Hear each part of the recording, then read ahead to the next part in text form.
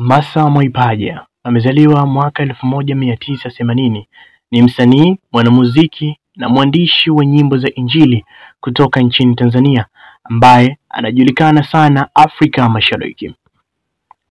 Martha Mwaipaja aliyezaliwa mwaka 1980 ni mwimbaji na mtunzi maarufu wa nyimbo za Injili kutoka Tanzania. Amejipatia umaarufu mkubwa katika ukanda wa Afrika Mashariki kutokana na sauti yake yenye nguvu na ujumbe wa kiroho katika nyimbo zake.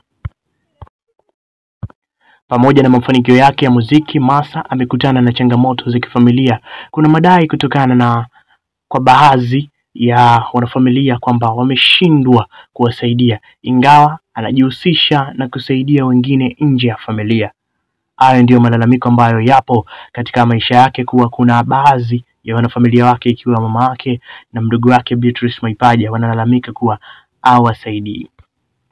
Safari yake ya muziki ilianza rasmi baada ya kugunduliwa kipaji chake akiwa kanisani, ambapo alihamasika kuimba nyimbo za kumtukuza Mungu. Martha alijizolea umaarufu mkubwa kupitia vibao vyake maarufu kama Sipigani Mwenyewe, Amenitengeneza na Niko Hapa, ambazo zimewasaidia watu wengi kiroho na kuwahimiza kusimama imara kwenye imani yao. Licha ya changamoto mbalimbali, Martha ameendelea kuwa mmoja wa waimbaji wa Injili wenye mafanikio makubwa Tanzania, akitambuliwa kwa sauti yake ya kipekee na ujumbe wenye nguvu wa wokovu katika nyimbo zake.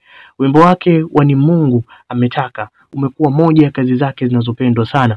Kwa sasa Martha Mwaipaja anaendelea kutumikia huduma ya Injili kupitia muziki na mafundisho mbalimbali, akihamasisha watu kupitia imani na faraja kutoka kwa Mungu.